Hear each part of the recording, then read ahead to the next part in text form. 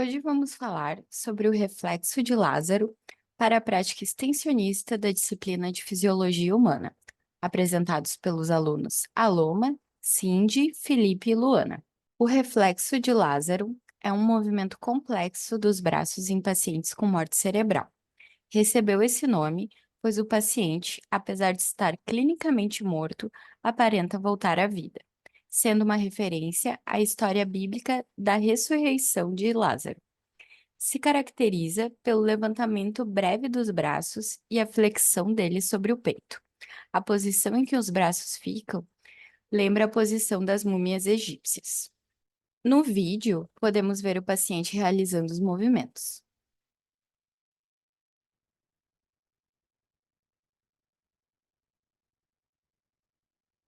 Mas antes de entender o reflexo de Lázaro, alguns conceitos importantes.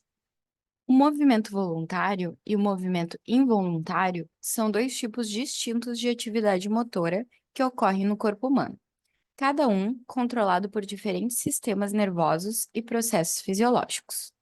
O movimento voluntário refere-se às ações motoras que são iniciadas conscientemente pelo cérebro. Esse tipo de movimento é controlado pelo sistema nervoso somático, que é responsável pela comunicação entre o sistema nervoso central e os músculos esqueléticos. Exemplos de movimentos voluntários incluem caminhar, pegar objetos, escrever e realizar atividades físicas planejadas. Já o movimento involuntário, por outro lado, ocorre sem a necessidade de controle consciente. É mediado principalmente pelo sistema nervoso autônomo, que controla funções automáticas do corpo, como a frequência cardíaca, a respiração e a digestão. Esse tipo de movimento é frequentemente reflexo e é desencadeado por estímulos sensoriais sem o envolvimento consciente do cérebro. Exemplos de movimentos involuntários incluem o batimento cardíaco, o movimento peristáltico do intestino, o reflexo de piscar, o reflexo de retirar a mão de uma superfície quente.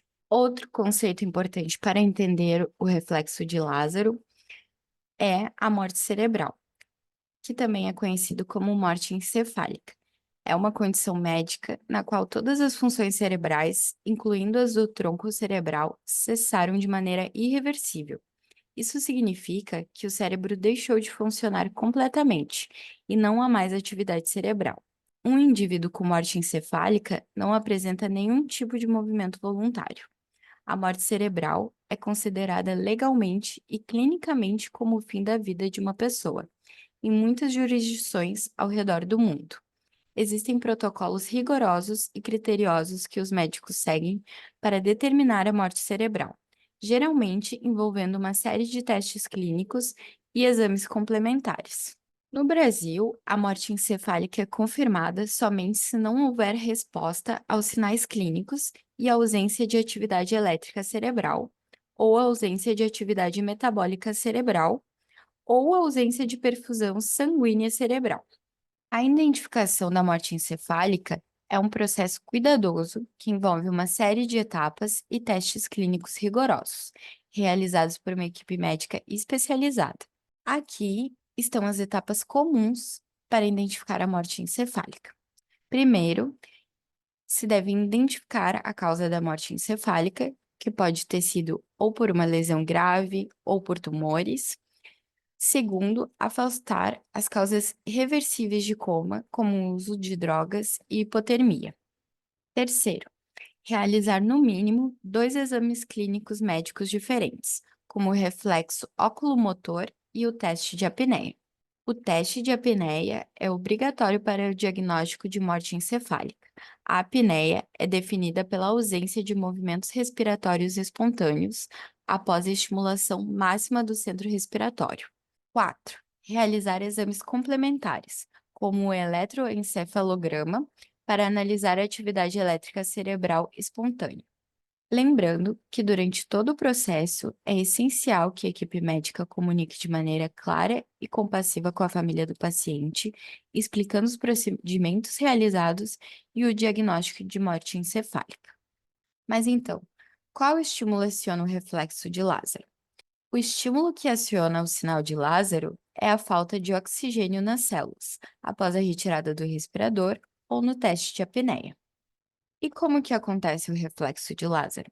O sinal de Lázaro faz parte dos reflexos que são mediados pelo arco-reflexo. Arco-reflexo é a resposta dada a um estímulo recebido por um nervo e que não passa pelo encéfalo, mas apenas pela medula espinhal. Um exemplo de outro reflexo mediado pelo arco-reflexo é o reflexo patelar, aquele em que o médico bate levemente no joelho, mais especialmente no tendão patelar, e em resposta, a perna do paciente se estende para frente. Resumindo, o reflexo de Lázaro é um reflexo espinhal involuntário.